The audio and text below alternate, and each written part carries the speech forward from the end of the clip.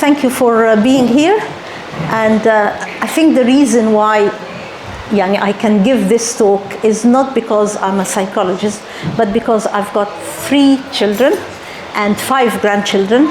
So as time has gone by, I've made so many mistakes, and the hope is you don't repeat my mistakes. Yeah? So this is what I'll try to impart to you, with a little bit of psychology in the middle, okay? But I'm going to try and make it as interactive as possible, all right? So if I ask questions or I pose a question, it's for all of us to share. Agreed? Yeah? Okay. And the guy over there is my husband. We've been married for 45 years, okay? Yeah. So it's a long time. And he's still surviving, okay? So you sitting next to your wife is not... Clearly 50 years. Okay? Type.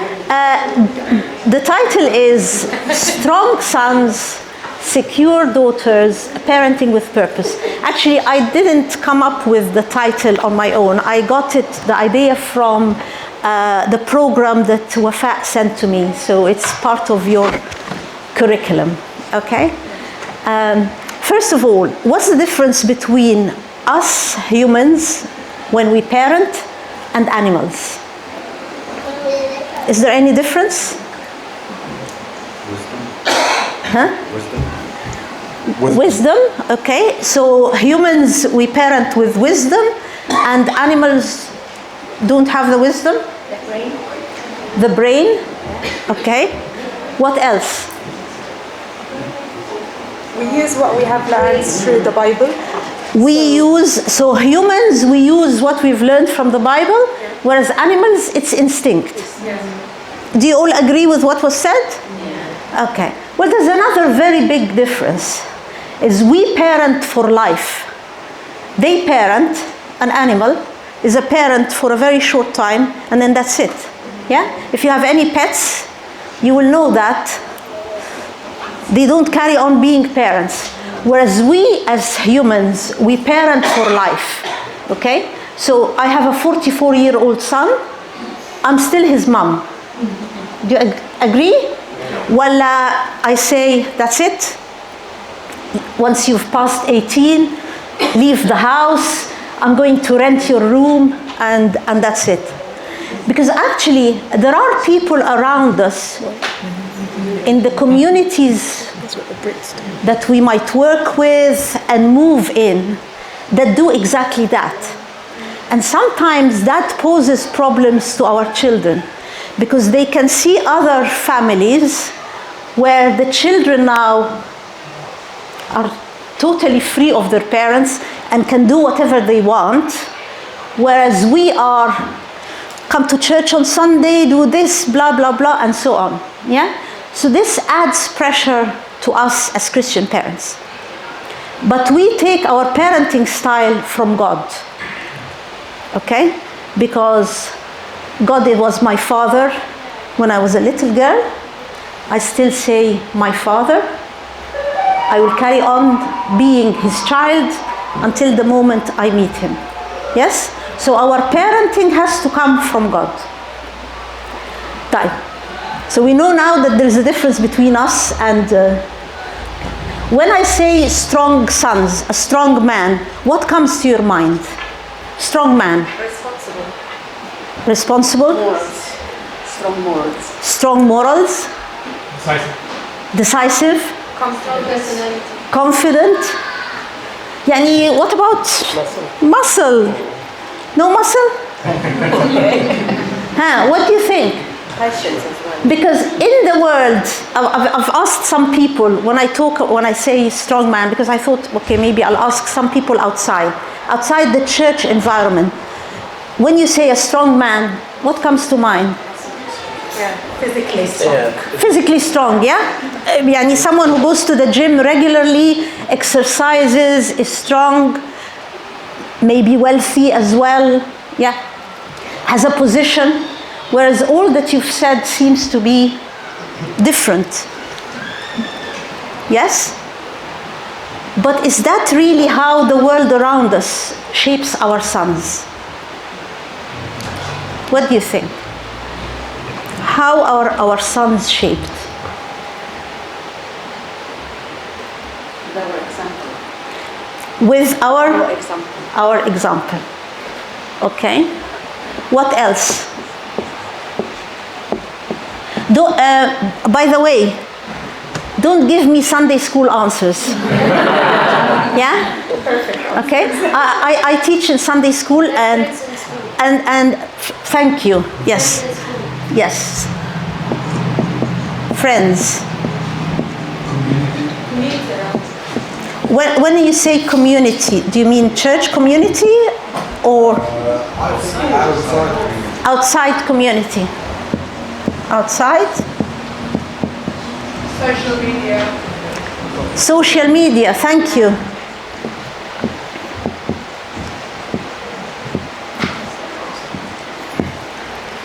Yeah? Social norms.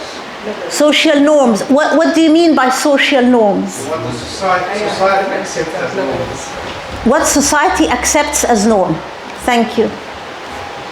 Tab, what does society accept as norm? For a son, for a boy. What does society accept for a boy? At the moment, it's the masculinity, the toxic masculinity. Thank you. You've said what I was going towards. Toxic. It's toxic. By the way, there's toxic femininity, but we will come to it once we come to girls. Okay, so whereas here in church, we are talking about strength, responsibility, and all these, positive things. The world around our sons is focused on a toxic masculinity. So can you see how our sons get confused? Yes? Well, thank you. Thank you so much. Yeah. But, I'm sure they could still see a little bit, yeah? Yes? Yeah? Okay, so what is toxic masculinity? Who said toxic masculinity? Well, do you want to tell us something about it? Well, I'm still trying to learn about it because my son's 13, so Yes. it's this how do you call it? Yeah, egotistical. It's thinking you're better than perhaps women. Sorry, thinking you're better than women. Thinking that you've been put on earth to rule, to Oh God. Press conference. Yeah, just that you have the right, the innate right to do, say, act in a certain way. Yes. Yes. Superior. I don't know if you've heard the case of the 3 boys who did horrible things to 2 teenage girls, and they filmed them, and then the court just let them off. So you can see how all around boys, they are surrounded by ideas that are different than what we want to surround them with. Yes? Right. So can we do anything about it, or do we just sit back and say, okay, it will change? Is there a role for us as people, as parents, as a community, and as a church? Is there a role for us? Guidance. When you say guidance, so I sit them down and give them a sermon? You can do it. Show them. Okay? So I have to show them, I have to model to them how a boy should behave. This is why I was telling you how important it is for the father to have his role in his mind very clear. Okay? So the father will set the scene for the son to be a strong son. And when I say strong, I mean someone who knows the difference between right and wrong. This is what strong means for us. Someone who knows the difference between right and wrong. And someone who can take responsibility. Okay? this doesn't have an age to it. So you can have someone who is 7 or 8, who knows what is right and wrong, and who knows his responsibility. And you can have someone who is 40, who doesn't know what is the difference between right and wrong. Okay? So it is about instilling this in our sons. The first thing is by seeing it modeled at home. So if a son sees that at home there is respect, then he will grow up to be someone who will respect. If he sees at home that there is privacy and, people do the right things all the time, then he will do the same thing. But if he doesn't see this modeled at home, he will not do it. Okay? So before we talk about the effect of social media, we have to talk about the effect of the home. And I believe Dr. Naber, he talked about the importance of the stable home. Okay? So it's about modeling what we want. Tab, how can I make my son, and obviously my daughter as well, I'm going to come to the daughter, but first my son. How can I make my son responsible? Make him responsibilities. Yes. Not do for him at every age. Don't do for him what he can do for himself. Okay? So if I've taught my son how to tie his shoelaces, okay? That's it. I shouldn't tie it for him. He should do it. Because this way I give him the assurance that he is competent. When I taught him how to tie his shoelaces, but I keep doing it for him, I'm telling him you are incompetent. On a subliminal level, I am giving him the message, you are incompetent. Okay? So he comes home, he just throws his bag and he doesn't do his work.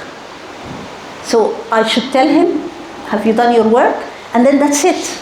I need to leave him to take the consequence of not doing his work.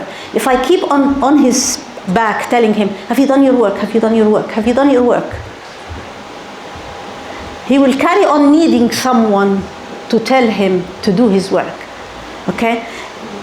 Unless you leave him to fall and take the consequence when he is young, eventually one day he will fall when there is no one to help him. Do you see what I'm trying to say? Yes? I know this is alien to our Egyptian culture because we like to protect our children all the time. We like to carry them. Yeah? How many here like to carry them all the time? You can put your hands up. Yeah? We carry on doing absolutely everything for them. I can understand that sometimes I need to take them to school. So in a rush, you tend to do the things that they should do for themselves. Yes? How many mothers do that? Yeah? Because you're rushing and you want to get out of the house quickly, so you're going to do everything. That doesn't help them actually. It doesn't help him. Because he will always grow up waiting for someone to sort him out before he leaves. Okay? So try to be late. It's okay to be late. He will be the one who will be punished in school, and then he will know that next time I'm not going to be late. And by the way, I've done it. I've done it. I know you get bad looks from the teachers, but if you tell the teacher what you're trying to do, she will really respect you. Okay? So you'll tell the teacher, I was late because he was being a bit naughty and he was lazy and he didn't want to do what he should have done. Okay? So it's not that you were late because you woke up late, but it's because he wasn't doing what he should be doing. Okay? It is very important that we remember that those sons, those little boys, one day are going to be men leading a household. Okay? So if you want your son to be a strong son, someone who can look after his own children, start now. How many here have boys? Yeah. I have 3 boys. So I do know what it's like bringing up boys. With girls, it's different. It's the grandchildren. Okay? So with a son, you really need to set the scene at home. He sees a father who is very respectful, a father who knows what is right and wrong, and also me as a mother, I try to make sure that whatever he can do, he is able to do, I let him do it. Even if it takes long. It will take long when he's little. But as he gets older, he will know how to do it. Okay? So like if he's at the age when 6 or 7, he can take his plate and put it in the dishwasher. You should let him do it. Okay? Do not pick after him. We actually have a very nice photo of my youngest son. My youngest son is 38, so he's not very young now. But at that time, he was he 4 or 5? We have a photo of him doing the dishes, standing on a little step, doing the dishes. We were on holiday, and this was his duty. And he's so proud of this little photo because he was trying to be a man. Okay, so but it was on holiday, but that is what I said. Yeah. Okay, so even if you're on holiday, you carry on with what they should do. If they can do something for themselves, if they are at the age when they can do it, please don't do it for them. Okay? Agreed? Mm-hmm. All right? Because our sons, how we bring up our sons, is going to impact our daughters. Yes? The way we bring up our sons is not just in vacuum. How we bring up boys is going to affect how we bring up girls, and is going to affect the life of the girls. And also how we bring up our daughters is going to affect our sons. So let's move on to our daughters. Is there a difference? Is there a difference between bringing up boys and bringing up girls? What? I think you just need to be more soft with girls because they are quite dramatic sometimes. Quite dramatic. Have you got a girl and a boy? 3 girls. 3 girls. Okay. 3 girls. I have 1 boy, 2 girls. 1 boy, 2 girls. Okay. Who has girls here?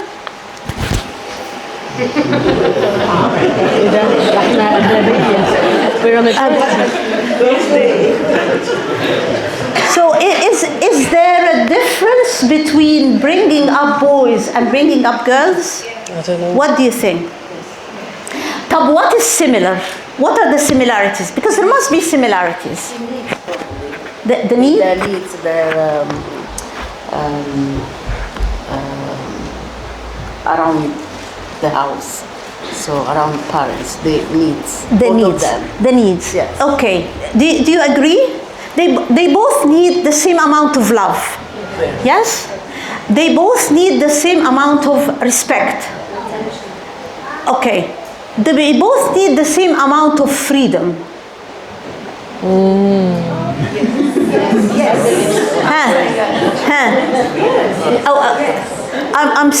I'm feeling that you're not all very sure. What do you think? Do they need the same amount of freedom? Yes. Yes. Do they both need the same amount of boundaries? Yes. Yes. Okay? Because sometimes in certain groups of people, they feel no, the freedom I give my son is different than the freedom I give my daughter. I have to have tighter boundaries for girls than boys. What do you think? Yes. That might be the case in case out of protection, and given that women are less stronger physically, and if a boy comes home after midnight, he's able to protect himself. I mean, it's in theory, but with girls, they are more vulnerable physically.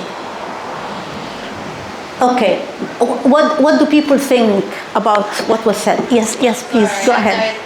I don't agree. I've got one boy and I've got one girl. They're both still young. My son is 12, my daughter's 9. I think we set the same boundaries and same expectation, and they're also watching each other. So my daughter will see if my son was able to do something at her age and vice versa. I think, unfortunately, in this day and age, it's not safe for either boys or girls. So setting the same expectation for both seems to settle both of them down. Yes. I think the time has come when we have to really realize that both are the same when it comes to boundaries and freedom. That it is important that both know that they have boundaries, and both know that we respect their freedom, but it is within those boundaries, and they are exactly the same. What I expect of a girl, I expect of a boy. Okay? So if I don't want my daughter to do certain things, it's the same thing with the boys. Okay? Because I know that sometimes, particularly within our culture, and I don't want to say just our culture, but often girls have been treated differently than boys, and this is not right. Okay, it is not right that I expect, okay, the boy can do whatever he wants, because I was actually told that many years ago. A boy can do whatever he wants, whereas a girl has very tight boundaries. That's not right. If you give freedom to a boy, you give freedom, the same freedom. But you have to make them aware of the dangers are different, okay? So you explain to them that the dangers are different, okay? And this is the thing, the dangers are different. And by the way, regarding danger, one of my sons was mugged twice in London, okay? And he's a big lad, he's a rugby player, يعني too big in Inti to take him, but anyone with a knife, even if someone is really big, you can hurt him, okay? So danger has to be explained to both boys and girls. Yeah. Actually, boys suffer at the same level of sexual violence, but not like extreme. No, trust me. But they do not report it, and they suffer damage, okay? يعني the trauma for a boy, okay? Because he will not go to anyone and say it. And then you pick the pieces up afterwards, and you know that this is something that is very serious. But because we it's not, no boy will go and tell the police I've been attacked. This is the issue. It's the same with domestic violence. We always hear about domestic violence against women. Actually, it's 60% against women, 40% against men. But you will never hear about the 40% against men. But this is by the by. It's not the issue. So how can I have a secure daughter? Or what does it mean to have a secure daughter? And secure in what? What do you think? What's a secure daughter? Yes? Self-worth. Valuing herself, so high self-worth, confidence, to express herself and be herself, and have home be like her safe space. Yes.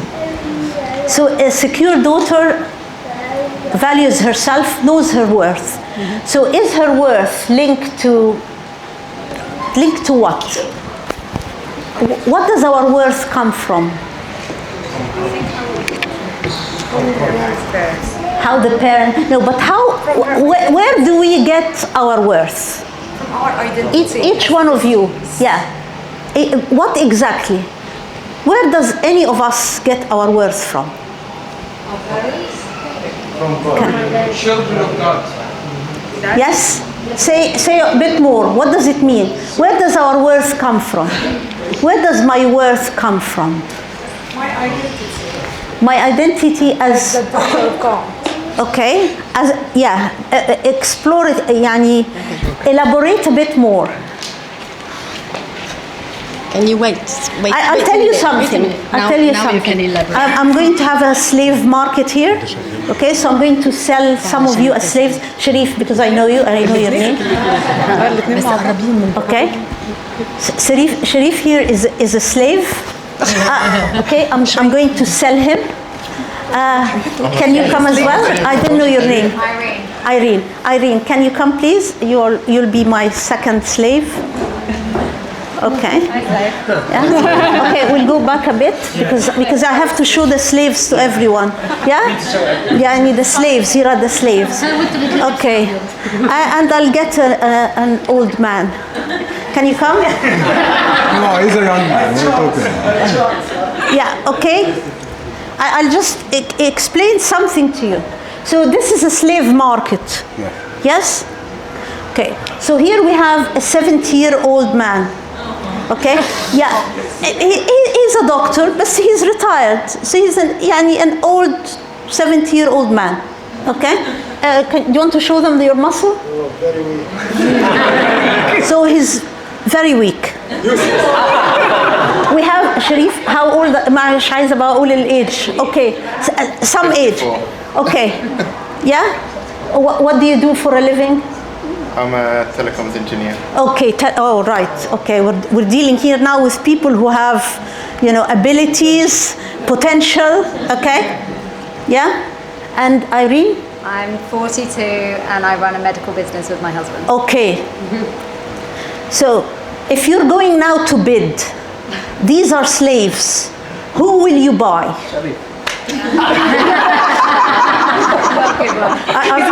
I'm fine. Ladies. No, Depends what I need. Yeah. Exactly. Depends what you need them for. What are you saying? Okay. Nothing personal.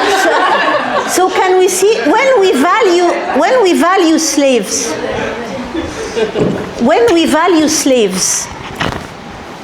or when we value people, we're valuing them according to what they can offer. So abilities, okay? Maybe we will value them for looks. I would definitely, sorry guys, but I would definitely, yeah, okay? So, and sometimes these are the messages we give, especially to girls. Clever, you look beautiful, you look good. Yeah? And if you look good, okay, you'll feel confident. Yes? Yeah, and all of us women, I'm sure we've passed through times like this. Okay, slaves, you can go back. Yes. No price. No one wants to buy you. I'll take you, don't worry. I'll take you. So we make them, their value subconsciously is linked to ability or looks. Particularly with girls, it's very much about that.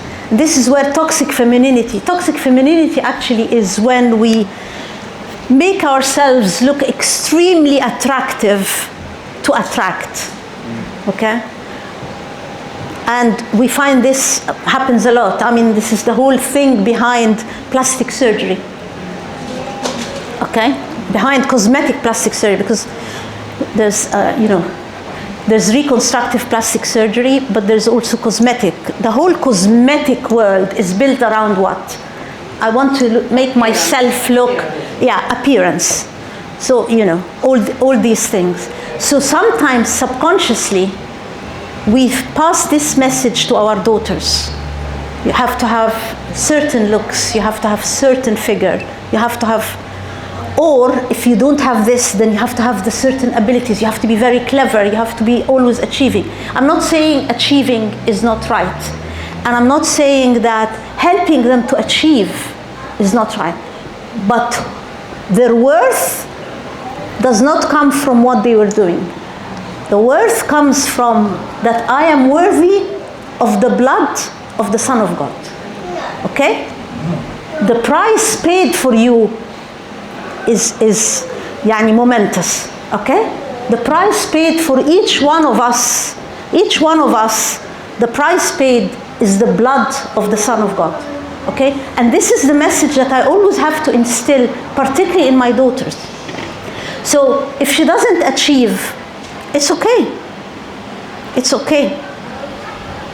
I'm still happy with her. I still love her, and God has still died for her, okay? And I have to keep repeating this message in everything I do with my daughters, so that they know that it's not what they achieve, it's not what they look like, okay? Because everyone around them is trying to make them think you have to be beautiful in a certain way. We have to have a certain figure to be counted as beautiful. I'm so sorry, but the community around us very judgmental. Extremely judgmental in terms of how they look, how they dress, how they achieve. Even though we try to secure that at home, but still, they face that in their community, especially in school, secondary school. Thank you. Well, this is why. Do we need to repeat it? Can you repeat it? Very important. Very important. Yes. I forgot what I said. Yes. In the community.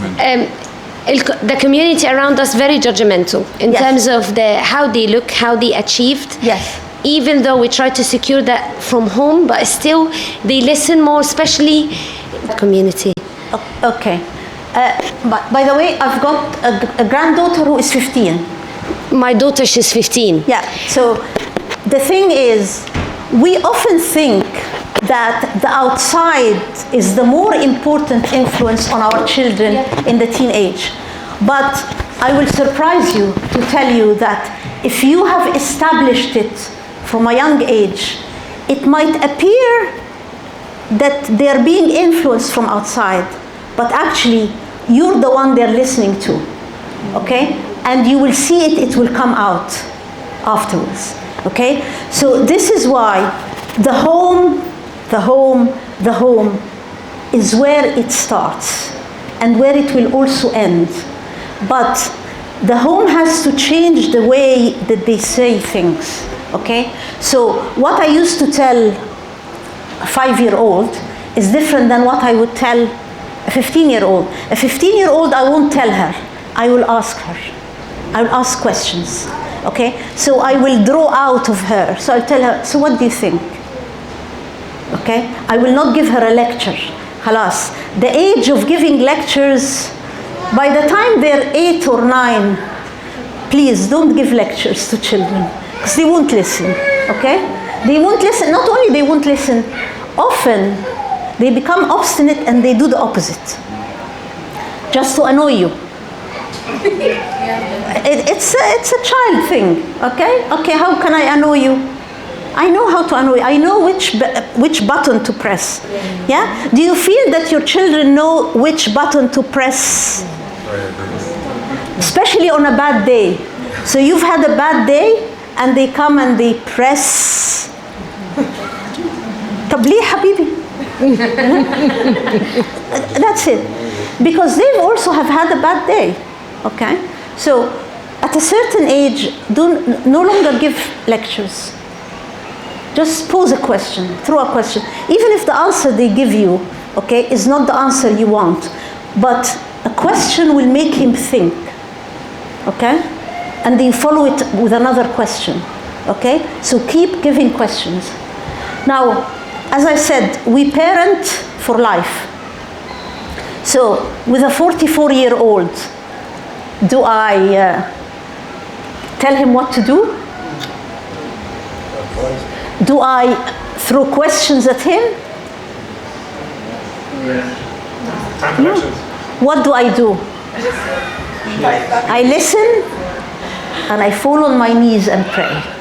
Obviously, you fall on your knees from the moment you know that you're pregnant. Okay? Yeah, we have someone here who is pregnant, but you already have someone, yeah? So you know how to fall on your knees. Yes. Yeah. Okay. So obviously we parent for life, and we carry on parenting, and we carry on praying, And whatever we cannot sort out, okay, God will sort out. But my prayer has always been, yani, Lord, fill in all the gaps that I've made, because I'm sure, like everyone, but maybe I've made more mistakes than others, I don't know. But we all make mistakes in our parenting, because sometimes we do things just because we're copying our parents. Yes? Sometimes you wake up and you think like, oh my God, I've just done what my mom used to do. Yeah? And you feel like, I don't want to do that. So you go back and you say, oh, I'm sorry, Habibi, I didn't mean to do that, and so on. Or you just say, Lord, try and erase that memory from their mind. Or you say, Lord, I pray that they will never have to go to a psychiatrist and complain about me growing up. But what I mean is, as the age goes by, you have to alter your parenting methods, okay? So you have to be aware of what are the pressures on them all the time. Yes? Sometimes we underestimate them what they small signal are. Yes. Because I recognize myself sometimes. I take as okay, it's nothing, it's okay, just she's tired. I think there is more than this, so we should keep more and not underestimate the small sign, what they do, what they think in every single things. Yes. Even when they just silence or thinking, maybe they went through something, and maybe when we can ask them questions. Yes. Not just boo boo boo boo boo boo, but yes, at least not underestimate this small sign. Yes, yes. But actually, silence from children is more powerful than what they say. Okay? So you need to listen to the silence as well. Exactly. So I don't just listen to the words, I have to listen to the silence. Okay? So it's mainly about being present for the child. I just have a comment, and this is mainly for the parents, because they need to be confident about their position with their children. Yes.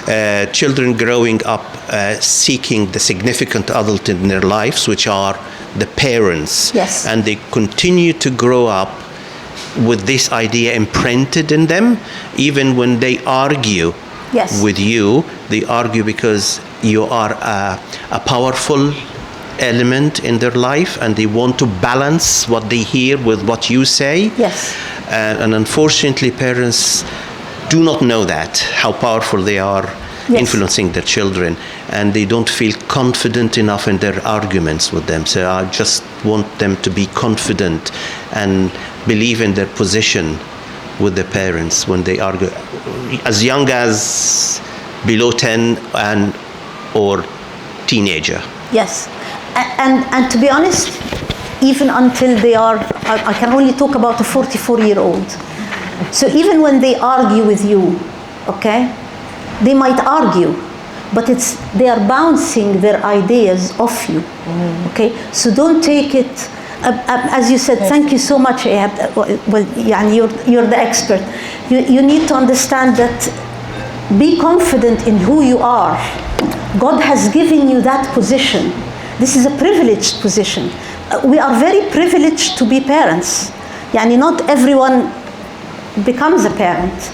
Yani this is a great privilege, a great blessing that God has given us, okay? And be confident that if you ask God to help you, He will help you, okay? He will definitely help you, because He wants you to help they are His children at the end of the day. So be confident, and even if they argue, still carry on parenting them, different ways.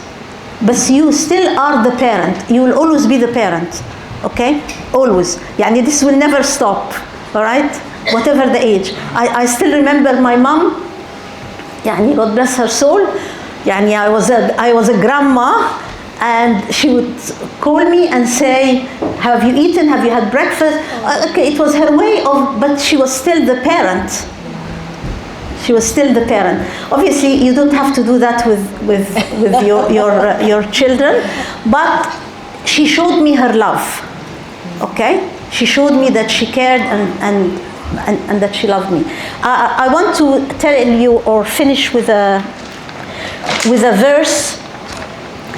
The thing is, this verse is different in Arabic, the Arabic translation, than the English translation. Okay? And I'm sure many of you, those of you who know Arabic, will have read "Isharu ithbatu fil iman kunu rijalan." Yeah, those of you who understand Arabic, yeah, you've read that verse. Okay, it's in 1 Corinthians chapter 16. كونوا رجالا تقووا لتصر كل أموركم في محبة. Okay, this is the Arabic version has this word, be men. كونوا رجالا. Okay, if you understand Arabic. Okay, but when you go to the English version, okay, all the English translations except one. It says, be watchful, stand firm in the faith, okay? Be strong, let all that you do be done in love. So it doesn't say, be men, except in one translation, which is the Amplified Version. The Amplified Version has all the translations together, okay? It's a special version of the Bible. And in it will say, be watchful, stand firm in the faith, act like men. So does this mean that we women are excluded? No. In another version it says, be mature. Okay? Be mature. So this is the purpose from parenting, is that we bring mature people to God. Because the purpose of parenting is not that they get married. The purpose of parenting is not that they have good jobs or they have a nice house. The purpose of parenting is you take them with you to heaven. So we complete the chapter again? 1 Corinthians chapter 16, verse 13 to 14. Yeah. It's the Arabic translation is very interesting. Kunu rijalan, and you hear it a lot in many sermons. They say, be men. Yeah, okay, so how does it apply to me, you know? I don't want to be a man. Sorry, all respect to men, but the Arabic translation did not capture that it's about maturity. Okay, so it's not about being a man. It's about being mature, okay? Being responsible, right? So whether you're a woman or a man, a girl or a boy, whatever, you can have someone who is mature, as I said, who is 10, very mature, okay?